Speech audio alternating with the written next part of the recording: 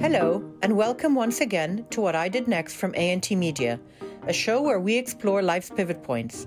I'm Malak Fouad, your host. On this show, our guests delve into their personal and professional crossroads and discuss how they choose which way to go.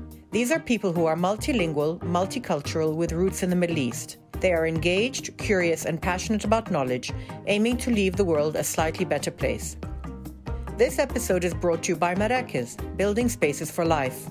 Marrakech is the leading mixed-use developer in Egypt, with an ever-growing portfolio of commercial and residential projects. Visit www.marrakech.net for more information. To many in Egypt and the wider Middle East, my guest today is well known for his feats of daring and his adventurous spirit. Omar Samra joins me to discuss the roller coaster ride that has been his life so far. He calls himself an introvert, but he had no hesitancy in opening up about his work and his life. He's comfortable sharing what motivates him and talks freely about the twists and turns fate has dealt him. Omar is the first Egyptian to reach the top of Everest. He's climbed the 7 summits, and he's skied to both the North and South Pole. He is the founder of Wild Guanabana, one of the region's leading adventure travel companies. In 2017, along with his friend Omar Noor, Omar took up a maritime challenge that ended in disaster. The pair were attempting to become the first Egyptians to row across the Atlantic, but after just 1,000 kilometers, their 2-man boat capsized in a storm, and they had to be rescued. In undertaking this challenge, the 2 men wanted to highlight the plight of refugees who were crossing dangerous waters in order to seek a better life elsewhere. The journey has become the subject of a documentary called Beyond the Raging Sea, which has garnered rave reviews at various film festivals. We're kicking off the episode with one of the show's staple questions about the movies, books, and music that inspire Omar. There's so many things that come to mind. With the movie, I decided to go with something a bit more lighter. So, well, it's not really light, but it's lighter than other things that I could have picked. Was with Christopher Nolan's Batman trilogy. Just because growing up, I've been always such a huge fan of the Marvel universe and DC comics and just superheroes in general. Was it difficult for you to pick Batman versus one of the other superheroes? No, I mean there are other superheroes that I might identify with more, for example. But no, it's just because the film is just so brilliantly done. I didn't really like that, most of the superhero films are always sort of just very kind of action-oriented, really lowest common denominator type film. Whereas, when you read the comics and when you're young and you get into that universe, you realize actually that, these are very complex characters, very troubled characters. They're always, pulled in different directions. And I think that Christopher Nolan did an amazing job of bringing that out. And are you much of a reader? Yes. What sort of books do you like? I haven't read as much as I'd like to in the last few years. I think that's everyone's story. When I was really big in my mountaineering phase, I read a lot of mountaineering literature. So basically people talking about their expeditions from, old expeditions in the 1800s and early 1900s and so on. So very much exploratory kind of expeditions when people were not necessarily all the time trying to summit a mountain, but trying to do reconnaissance, trying to find what the best route is to climb a mountain. So this whole idea of the unknown. I've read a lot there was another phase of my life when I read a lot into spirituality, different religions and ways of life. Obviously my travels took me from the Far East to the other sides of the world, so I was very much exposed to that, and I got a chance to live with different people with different convictions and everything. That was really interesting to me, but also the spirituality also from the more esoteric kind of standpoint, medicinal plants and all kinds of different things. I read about so much, and I would tend to read about things before I ever embarked on maybe trying an experience for myself or living an experience for myself. That was my gateway. I read a lot of fiction. What kind of fiction do you like? The book actually that I put down was a book called The Dice Man. Uh-huh. The book is about a psychologist who practices traditional psychology and starts to get frustrated with his own life and the fact that he doesn't know what he's doing. As a way of getting himself out of it, he decides to run his own social experiment. And the experiment is, what if I took out human character and volition And basically every decision that I made was dictated by the dice. So I became a completely random person. So he starts this first with very small things. Like, am I going to have the steak dinner? Or am I going to have this? Am I going to eat out? Or am I going to do this? Eventually he gets so captivated by this. He goes to a dinner party, and if he rolls a 1, he's going to be a Catholic priest. If it's number 2, he's going to be like, I don't know, this and that. So he creates personas for himself. So then starts to create personas to the point that he actually loses his own identity. Wow. Can't even relate to who he actually is, and doesn't know who he actually is. Eventually he creates something called the Dice House, which is almost a commune of people living by the dice. The book was so prolific that actually people went out and bought properties in places and turned them into dice houses. Wow. And no one really knew who the author is, because he authored the book under an alias. When did you read that? How old were you? Were you in your teens 20s. or later? In your 20s? Yeah. Okay, so you could understand it as an adult, not as an impressionable... Yes, I understood as an adult, and I think, I probably read it when I was still in my investment banking days, and obviously I struggled with that because I didn't have a sense of freedom. Yeah, that's really interesting. Because my life had become quite repetitive at that point. What about music? Music is very much part of my world, but I feel that my music taste has stopped in time. I think all of us. Somewhere in the 90s or in the early 2000s. I was very much, growing up, I was fascinated with rap, and I'm talking like old school rap, from the days of NWA all the way to... so that was something that was a really big thing. In that was very much your youth, your generation. Growing up, yes. And then the other thing was like alternative rock.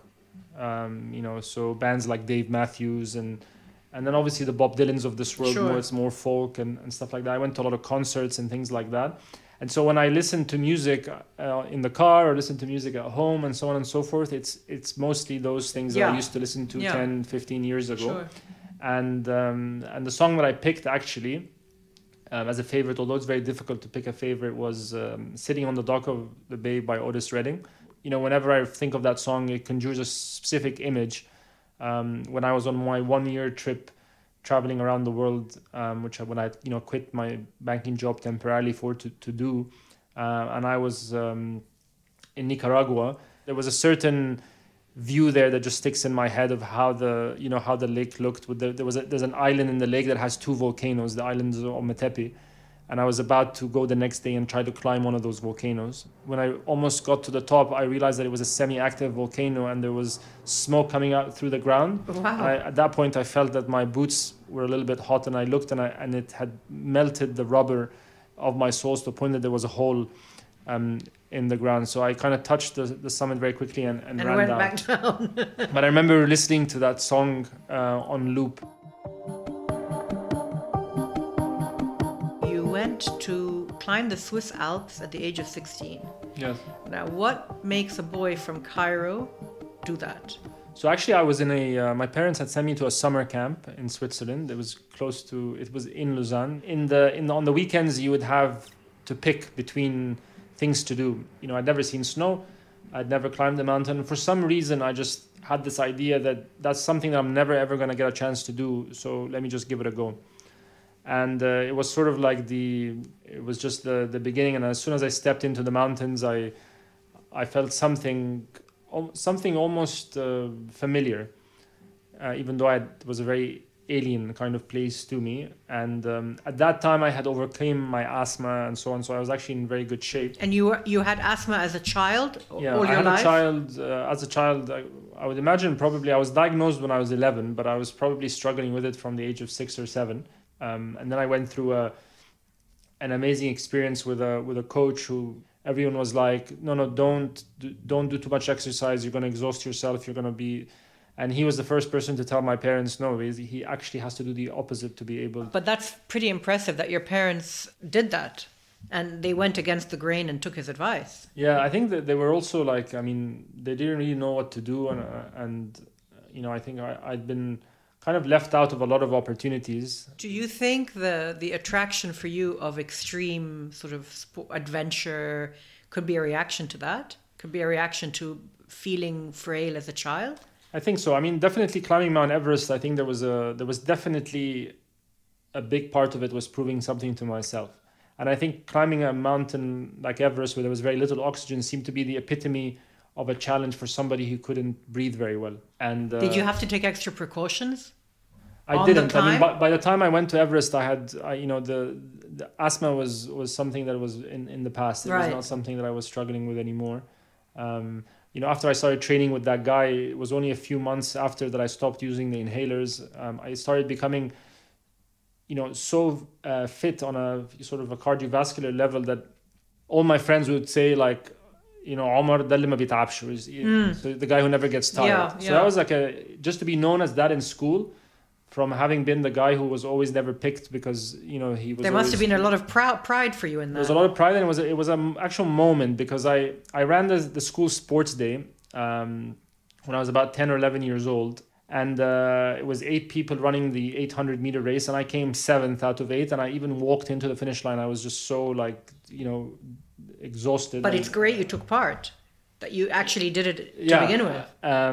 But then it was as a child of that age, it was kind of embarrassing, right? Right. At least in my head, people may have not thought much about it, but it was probably in your head more than anything else. I'm sure no one realized. Of course. But obviously, like these little, when you're that young, when these little things become like everything, and then I met that coach, and I went through this thing. So a year later, I managed to convince the school to run the same race again. It wasn't easy because I did so badly the last year.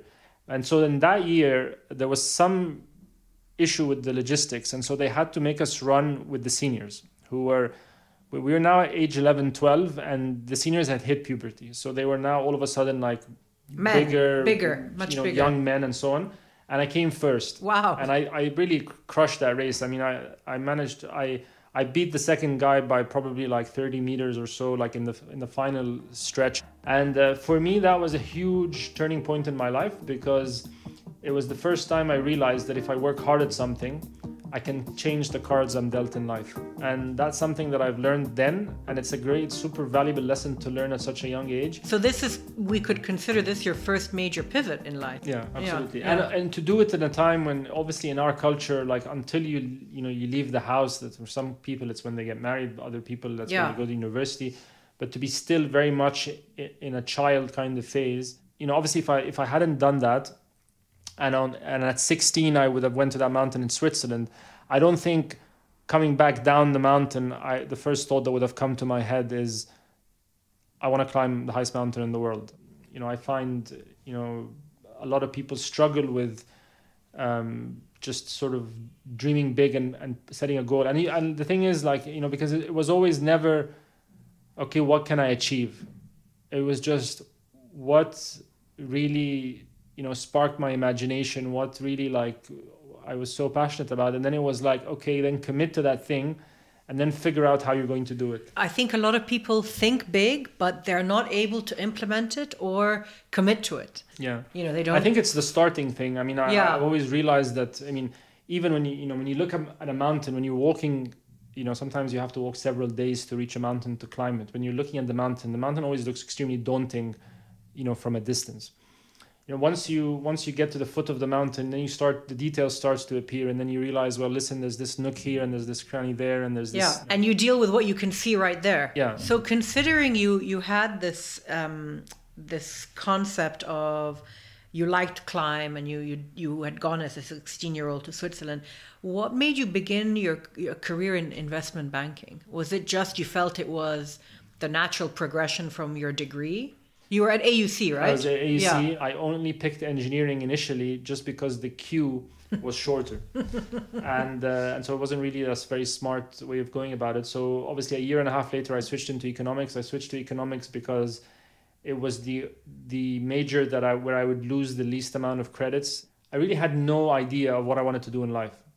And which is interesting because a lot of people always have the misconception that I've always known what I wanted just because of the whole Everest story and everything else. When it came to the career fair, everybody was really preparing for it and so on and so forth, and I couldn't be less interested in all the opportunities that were there. And then eventually I saw a booth for HSBC Investment Bank, and they were recruiting for a job in London. So I was like, I don't really know what investment banking is. I don't know if it's something I really want to do, but I know definitely that I would love to live in London, love to live abroad.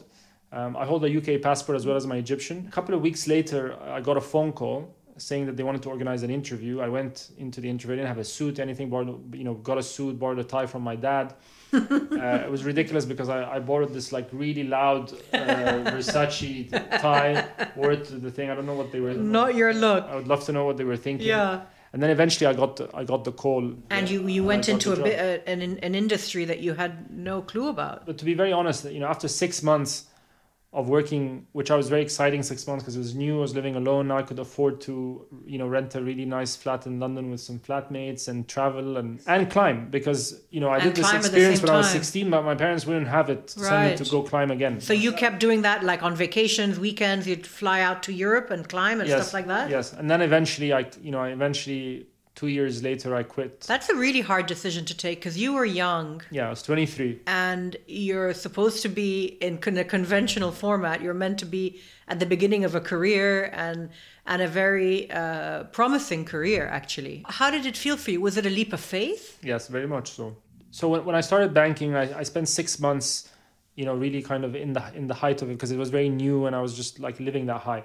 And then after 6 months, the monotony and drudgery of like the life I was living, the sort of, stuck behind the desk all the time, just kind of, wishing the week away just for the weekend and then another thing. And I just felt like my life was slipping. Did you feel you were too young to have that lifestyle? It wasn't like too young. It wasn't like, this should be my life when I'm older. It was just like, this is not really the life I intended for myself at all at any point in time. I did have a friend called Dennis O'Connor, who actually later on quit investment banking to become a policeman and then a detective. It's interesting. I love these stories of people who start in one thing and end up in something completely different. Yeah, absolutely. And he was the most adventurous person that I knew at the time. He was with you at the bank? He was me at the bank. Yeah, we were good friends. He had done this amazing cycling trip from Nice to Naples. And I remember when we used to go every week or every other week, we used to go for lunch. And we used to always talk about a lot of things. We talk about women, obviously. We talk about our work, but mainly we talk about how one day we're going to quit our jobs and travel the world.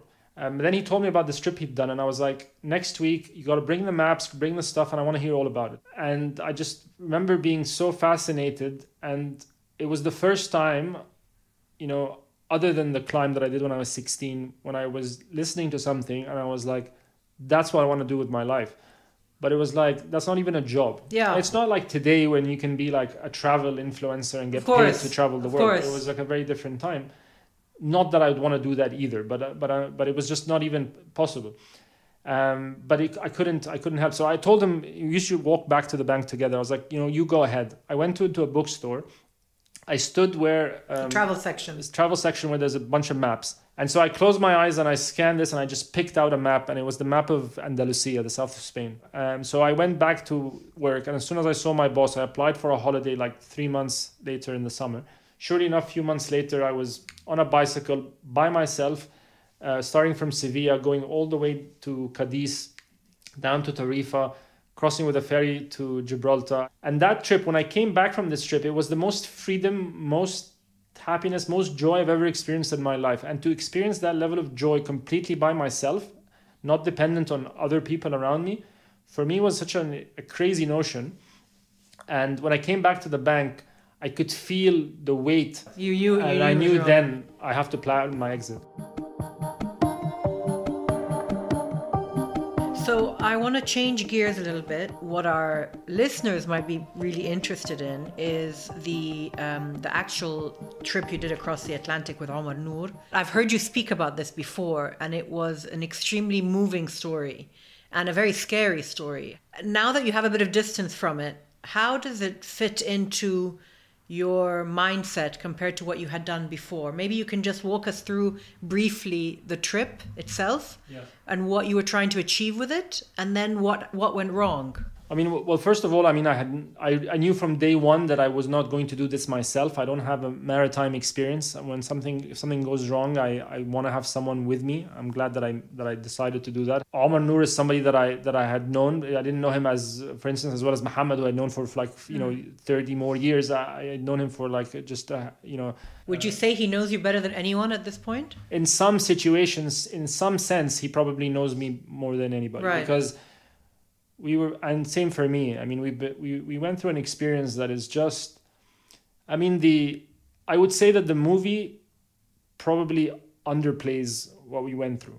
It was such a, it's such challenging, but such a sort of a rewarding experience training. We went from, both of us, from being endurance athletes to training our bodies to completely convert our bodies to be, very strong, it was more about muscle endurance and strength, because you had to, in one oar stroke, you had to displace as much water as you could, but also you had to do that motion 12 hours a day, every day. And conserve energy, presumably, as much as you could. Conserve energy. There was so much battling with nausea, battling with sleep deprivation, cold, just the salt would just, would create lots of sores on your bum and all kinds of, things that you wouldn't think about. So when I signed up to these things, I had this very romanticized notion of two men, alone in the ocean, battling the elements, We were supposed to get to Antigua in the Caribbean, and we set sail from San Sebastián La Gomera, which is an island in the Canaries. Those 12 days before we set off, which ended up being 14 because the race got delayed a couple of days, we got so intimate with the boat. The boat obviously is called Jan. Every boat has a name. And you had to keep packing it and unpacking it and getting used to the supplies and all of this kind of thing, right? Exactly. Yeah. You knew every little nook and cranny in the boat. So you hit bad weather into a week into the trip?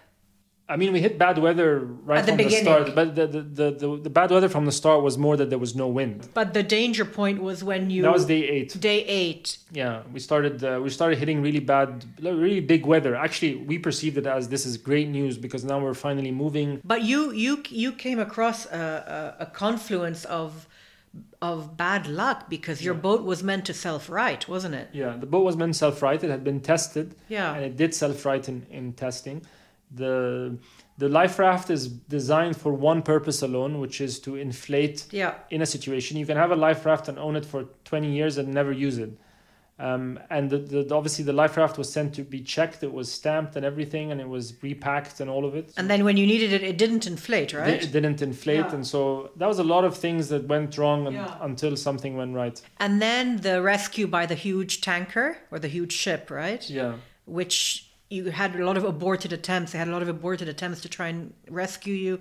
The story is literally something out of... It's a fiction story, actually. I saw the trailer of the film, and it's very powerful. The plan was for it to be released April 2020. It already screened in 4 film festivals. Then obviously COVID happened. And now we're still, trying to figure out what's the best way to release it. I'm very proud of the film. The artistic journey of making the film was a real testament to the director, because our film, we didn't have much footage. We had some, but most of it sank with the really? boat. So, and everything you see in the film is something that is actually real footage. It's not. There's nothing that's been. There's no reenactments or anything like that. And that was a conscious choice that we made. I think the director did a phenomenal job in posing me and Omar, at different ends of the spectrum. I think I'm pretty much Mr. Doom and Gloom in the film and so on. And it was really interesting because Omar is much more animated than me just on a normal day. Yeah. We found out afterwards that the director told Omar to be completely himself and filmed him at a wide angle so he can get all of his hand gestures.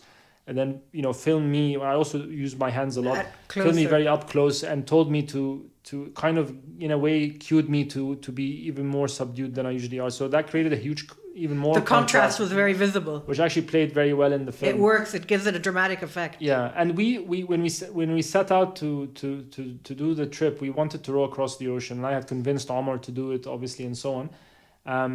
Now that we were firmly going and we had a sponsor and so on, I was very much convinced that we had to attribute it to a cause, and I felt very strongly about the plight of refugees. Back then, it was in the news all of the time and still very little was being done. Now, people are still showing up on these shores, but it's never on the news anymore. It's not on the front page. And it's a sad situation. In some countries, it's been criminalized. And so I think there hasn't been a more important time actually to release the film. But in some ways, you feel the world has moved on from that. But it's still, I believe it's one of the most important. I think it's still going to be an ongoing issue, and especially from where our perspective in Egypt, where this whole area, the region is has a lot of issues with this. Yes, absolutely. Would you consider this trip, the rescue and the fact that it was very perilous for you, was that a pivot for you in some way? Or Yes. do you just add it up to experience and yalla, let's keep going? No, it's definitely a pivotal moment in my life. Like, I think to come so close to death, to the point where for a moment, I completely gave up, and I was about to just, basically just, not end my life, but just by doing nothing, it would have been a few minutes and that would be the end of it. So one of the things is I wasn't sure whether this experience would leave me, it hasn't left me scarred in that way. I believe that we were so unlucky that the chances of something like that happened, so many things going wrong in that same way is almost negligible. But I think it's given me much more of an appreciation for life. I remember Omar and I were on such a high for so many months after. Nothing could affect us. Nothing could bring us down. It's like when people survive a plane crash, they feel they're invincible. Yeah. It's that feeling, I guess. Nobody other than Omar would be able to truly understand what we went through. That brought us really close. And I just feel really blessed. I can't really say for sure if I'll never attempt this again. But definitely I feel the story, it was the best conclusion to the story. Having gone through this experience and survived it, if our objective was to shed light on the plight of refugees, I think this is probably the best outcome in a way. We could have crossed the ocean, got to the other side, but what we went through in terms of a formative experience probably outweighs had we succeeded and made it. I heard an interview that you gave. You said that you hated adrenaline rushes. Yeah. And I find that really fascinating considering what it is you do. Yeah, I mean, it confuses a lot of people, but the way I describe it, adrenaline, I believe, are like, activities or sports or whatever, where you are doing things at quite a lot of speed, when you have to make split-second decisions, or sometimes you are not in control at all. So, things are just happening and you're reacting. But you have been in that situation with the Atlantic crossing. Yeah, I mean, there was obviously a lot of adrenaline pumping through my body that day during the survival effort. But in the actual, mission of, rowing across the Atlantic, climbing a big mountain and stuff, no, these are very deliberate. They're more like pursuits of mental and physical endurance, of like battling the elements and so on and so forth.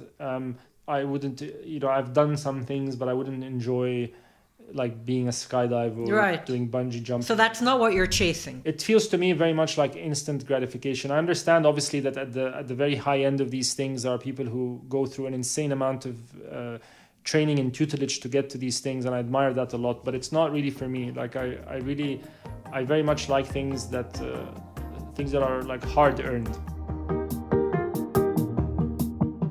So let's go back to one of our other questions, looking at the ideal dinner party for you. Who would be your ideal 5 or 6 guests, and in what sort of setting would you have them? I kind of would love to think that they would all get along and it would make an interesting dinner conversation, but I've mainly picked them because I think each person is fascinating in their own right. First, I picked Ernest Shackleton, who's is a renowned sort of British explorer, was famed for the Endurance, which was an expedition to Antarctica. At that point, the South Pole had not been reached, and he took a team of people across to the Antarctic ice shelf. They got stuck in the ice shelf for over a year, and then he eventually took a small boat, rowed it to a nearby island, brought help and came back and never lost. They didn't lose any one of their crew members. So for survival and just and just sort of team leadership, Shackleton is always somebody who fascinated me. When did he do that? Early 20th century. Okay. The second person would be Edmund Hillary, who's obviously one of the first 2 people to climb Mount Everest, but not really for the obvious reason of being the first person to summit Mount Everest, but because of what he did afterwards. So when you read his book, which recounts his story of climbing Mount Everest, there's basically just one chapter dedicated to the climb. And then the rest of the entire book is basically his life post-Everest, of building schools all across the communities of Nepal, and how he changed and helped the communities there, which he regards as his legacy and not the climb itself. It's almost as if the climb of Everest was the introduction to Nepal for him. Yeah, and I do relate to that in some sense. Climbing Mount Everest for me was almost a rite of passage that gave me a platform to do so many things that I wouldn't have been able to achieve otherwise. Albert Einstein, not just because obviously he's a renowned scientist and one of the geniuses of our time, but because he's also a philosopher. And I'm always really fascinated with his quotes that are usually, if the quotes are read out to you, you would never think that it's coming from Albert Einstein, because usually they are very much practical things about life, things about philosophy of life, and so on. The number 4 would be Sir David Attenborough. Mm-hmm. He's probably the only person in the world that I can think of that I would trade my life for his in a heartbeat. Have you ever met him? I've never met him. I've been a fan of his work since he was much younger. The sheer magnitude of the experiences that he's lived, the places that he's been, the people he's encountered, and the manner in which he's done it is just really awe-inspiring. And his whole career is finally being vindicated. Yes. Him and Prince Charles. Yes. Right? They're finally paying attention. So actually I was just chosen as an ambassador for the Earth Prize, the Earthshot Prize, which is an initiative by the Prince of William, the Duke of Cambridge, which basically for the next decade, every year, 4 prizes will be given for breakthroughs to solve climate crisis. And I was the closest I've sort of come to being in the sphere of Sir David Attenborough is he's one of the judges. Interesting. Number 5, Dave Chappelle. Yeah. In my mind, he's the best comedian of all time. I have a lot of comic favorites like Seinfeld, people like that, Larry David, and so on and so forth. Who would also actually, Larry David would be really interesting in a dinner table. But Dave Chappelle is just. You would want someone with the 4 people that I just mentioned. You would want somebody who swears a lot as well. And I think you need to lighten it up a little bit, right? You need to lighten up the conversation and have a little bit of fun there as well. Absolutely. Yeah. And it's not just the comedy. I think he's somebody that matured in a really remarkable way. So he's always been this super funny comedian, but he obviously disappeared for a while and came back. Quite a bit more cynical, which you always want to have in a comic, and at the same time just not afraid to just put it all out there. Mm-hmm. And then Elon Musk, because not because he's the richest man on earth or whatever, but somebody who's I think is a futurist, and I also have a theory that he might be an alien. So. Having a bit of extraterrestrial blood on the dinner table might. That would be really interesting. He's also a pioneer, and it's kind of fearless, right? He doesn't really care what people think. He just goes for it. Yeah, exactly. Yeah. I mean, he's in a privileged position to be able to do so, but I think he's done that from very early on in his career, and he's somebody who's willing to bet the house all the time. But most of the innovators and the groundbreakers are ready to put everything on the table, aren't they? I think of people like Branson and Steve Jobs, and they just go for it. They don't really think of the consequences. Yeah, I think that's part of it, and I think it's also because these people are not primarily driven by the money, and so for them the alternative of not doing the thing that they have in mind is what? Like they just plod along. Yeah. So you have no women on your list. Yeah. So I was thinking of that as I was putting it down, and I'm obviously like a, big advocate for women's rights and so on. So I was kind of, bewildered as I was putting this list. Yeah, of no women's this rights. is a good Middle Eastern dinner, only men. Yeah. Well, I thought as I was thinking this, I rationalized it to myself that it's sometimes nice to have the boys, right. over. So it's a boys' night out. And then the other thing, it's probably testament to the fact that a lot of the brilliant women out there are not getting as much airtime as they should, or getting as much media coverage as they should. Because I'm pretty sure in all of these realms, there will be a woman that would stand sort of shoulder to shoulder. But, Well, I think also your first 2 choices are, people who went on expeditions. And certainly at that time, there were no women doing that. If I had to pick someone, I mean, now that I've picked the 6, if I had to add someone, I would go for Jane Goodall. Oh, yeah, of course. I thought about Jane Goodall as I was Yeah. talking, but David Attenborough for me is just a childhood hero. But if I think about her life and, just leaving society as we know it, just spending, an extended period of time living with chimpanzees, changing the way we think about primates. Yeah, she's a groundbreaker, very much so. Yeah, and she's obviously someone that's lived her life, under her own terms, which I think applies to all of these people. To my own extent of how I can, it's always something that's been very important to me. It's a lot of people's actually aspiration is to know exactly where you're going to be in 3, 5, and 10 years. That just would scare the living like daylights out of me. I'd like to live a life where I don't know what's happening around the corner. So you must be feeling very comfortable in the pandemic. I mean, now we're literally, we don't know when is it ending, what's happening. Do you find that comfortable, or do you find that a little bit uncomfortable? I find it uncomfortable, just like I think everybody would, but I would wager that I find it, more comfortable than most, or less uncomfortable than most. You've probably been through situations that have called for you to delve deep into a lot of reserves. Yes. And so what we're going through now, in a way, is kind of coasting a little bit for you, I guess. I guess it would be coasting if I hadn't had such a bad, difficult bout of it. Obviously, there are people who've had it far worse than I have.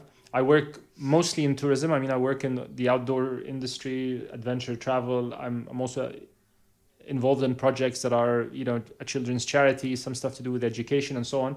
But I would say by and large, 80 to 90% of my work was directly affected in a very big way. In the summer, I lost both my sisters to COVID-19. That was, obviously one of the most difficult experiences of my life. They were younger than you? They're older than me. Older than you. Yeah. In my view, there was a bit of injustice to that. I don't think they would have fared as badly had they not been special needs. Of course. So there was a lot to take in. My daughter is 7.5 years old. Just this year was the first time that I take full custody of my daughter, in terms of she's spending most of her time with me. It's been a process that I've been working on since my wife's passing. So as much as that has been an amazing blessing to have her all the time, it's an adjustment. It's an adjustment, and obviously being a single father in a country that doesn't necessarily, really. I mean, even single mothers struggle a lot in our society. Well, single father is just not really it's not understood as a concept. Absolutely. My girlfriend as well, at the end of last year, went through a couple of losses of her grandparents and so on, and so there's been so many changes. A lot of difficulties. But I would still maintain that had I not gone through all of these experiences in my life, where I put under a lot of duress and stuff, and gotten out on the other side, I wouldn't have been able maybe to deal with it as much as it's made you more resilient. Yes. Omar, do you mind if we switch tacks a little bit? I wanted to ask you about your wife, if that's okay with you. Yeah, sure. How did you meet?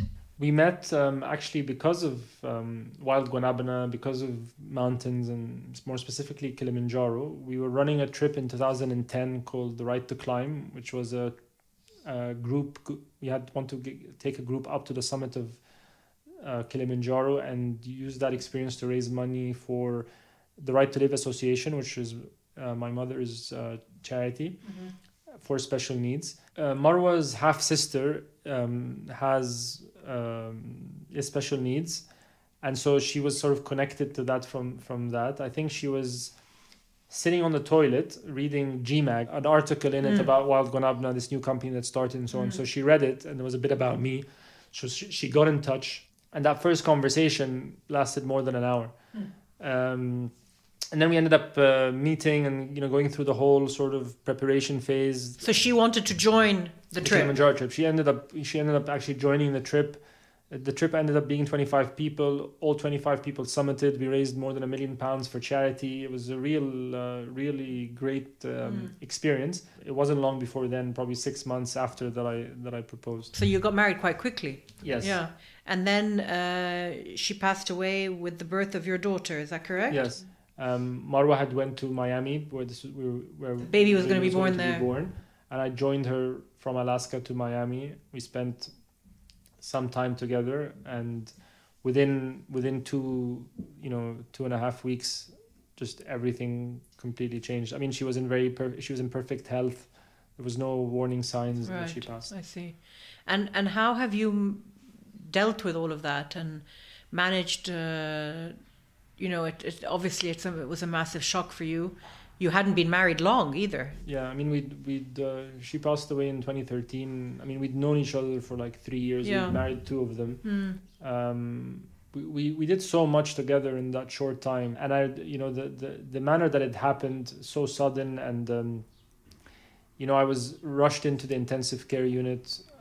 She was taken into the intensive care unit after she got a seizure, and so I was sitting there close to her, where her head was, like on the bed, while the doctors were trying to resuscitate her several times and everything. And that must have been extremely painful for you. It was a very, very, very, very painful thing. And when I walked out of the intensive care unit, there was her twin sister, my sister-in-law was there, and her father. It was too difficult for them to go in, so they stayed outside. And it's just... there are no words for that. My life, I think, just completely stopped at that point. I mean, Marwa was working with me in the company. So it's not that, when I collapsed, it wasn't just that I personally as an individual collapsed. Everything that I've been working on since 2009, the company was 4 years old, collapsed. And that was basically like, my livelihood. Over on top of that, my in-laws had a different vision of how Tila should be raised and with who and so on and so forth. And the custody laws in Egypt do not necessarily favor the father, and so you don't really have much choice in that. So it was a huge adjustment in my life, like losing the love of my life. Your daughter is born, but when it's a very bittersweet moment because you have a child, yeah. But and you really have no desire to keep on going. Yeah. I mean, how has her passing impacted you in your life since then? How have you assimilated it? I mean, it threw initially, for a while, it threw my life into a tailspin.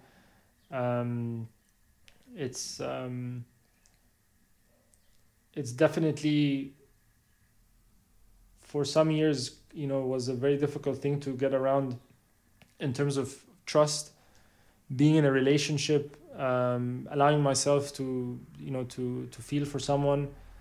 It just felt like that, I guess, subconsciously I didn't want to, do that, because I had been in a situation where I'd been for many years not really committing to anyone, not really being in a relationship, not being this and that. And it almost felt like the first time that I allowed myself to really trust and to fall in love with someone and to do that, it's almost like it was just all taken away from me really in a really kind of mean way. And so it was very, very difficult to trust. And to understand why. Yeah. And to also with everything going on with my daughter and everything, it was very difficult in the beginning to get out of the feeling of why me? Why do I deserve this? Why am I being put through so much? Of course. It just seems so just so unfair. Surprisingly though, from 2013 to 2018 is some of my life's greatest achievements in terms of adventure and developing a name for myself and everything like that. So it's... Do you feel in a way that she was pushing you? She was almost like your angel on your shoulder telling you go? I always knew that at the time when I was at my lowest, when I didn't, it's not like I wanted to take my own life. I just didn't care what became of me. So I was just very blasé about everything. And the only thing that I really cared about at the time was just to make her proud. It was the motivation for starting the charity in her name. The toy charity. Yeah. Which was called Cairo Toy Run for Orphanages. It was just an initiative that she'd started, which... She had started it herself. It was just an initiative, a thing that she did, collecting toys and delivering them, collecting toys from family and friends and delivering them to deserving charities and orphanages and staying with the kids and playing with them and so on. which then I renamed Marwa Faid Stoyran and actually registered as a charity. And actually the charity is what brought me back to life, because I was in a situation where I was going to work, trying to resuscitate the business, but I would spend the entire day getting like 5 minutes of work done. And once I started working on the charity, all of a sudden I was putting like all-nighters and like super long days and everything. You were motivated. I was motivated. And then once I got the charity to a position where I could hire like a part-time person and share the load a little bit, and it was sort of slightly on the path, I started saying, where did I leave? What was, like when I did the 7 Summit, what was that person, that Omar that had summited the 7 Summits, what was his ambitions? What did he want to do and everything? Which brought me to the idea of, going to the polls and everything. And I realized that that's what I need to do, against all advice, obviously, and I agree with the advice. I mean, it was too much too soon. But I'm just the way. Was it hard for you to do that trip? It was very hard, but it was cathartic in a way, because this is the only way then at least I knew how to process things. Like, I just wanted to throw myself in the deep end. Did you need the solitude of that kind of trip? I needed the solitude, knowing that the solitude would be the hardest thing for me. It was traumatic in some ways. I would sometimes be, have tears rushing down my cheeks as I was, pulling that sled, and sometimes euphoria, and then sometimes it was just You were grieving. You were going through all the process. Yeah. And I don't know if this is a flaw or something I need to learn over the years or something, but I'm better when I'm, in the deep end, when there's more at stake, when much more is asked of me. When life becomes a bit more comfortable and stable and so on, I actually underperform than the average. Well, what's next for you, Ahmad? What are you thinking of when the world opens up again? Actually, it's a really good question. I really don't have an answer for you. I'm, in some ways, I think I'm lost in a way. I mean, maybe in a good sense of the word. I think, everything that's happened has forced me to reevaluate things, how I've been living my life, the pace that I've been going. As far as adventures, I think I've taken quite a long hiatus. I mean, since the ocean crossing, and then subsequently in the summer of 2018, I went on this sort of 2-week moon analog mission. I mean, the question that I keep asking myself is sort of like, this is a unique time in my life where I haven't had something larger than life ahead of me to work towards. And so I go through a period where I feel like, is that era sort of, behind me now? Or am I going through a hiatus? Am I just processing? Because I've been through so many changes in the past years. For one thing, I think, and it's a great thing to aspire to, is all these adventures, all these things have allowed me throughout all these years to still keep that boy in me alive.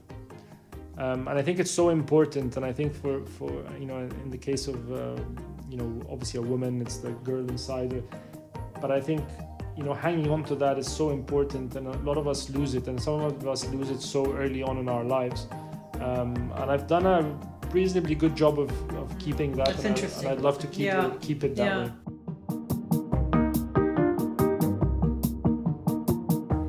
I want to thank Ahmad for being my final guest of Season 1, and for being so generous with his time and open with his answers.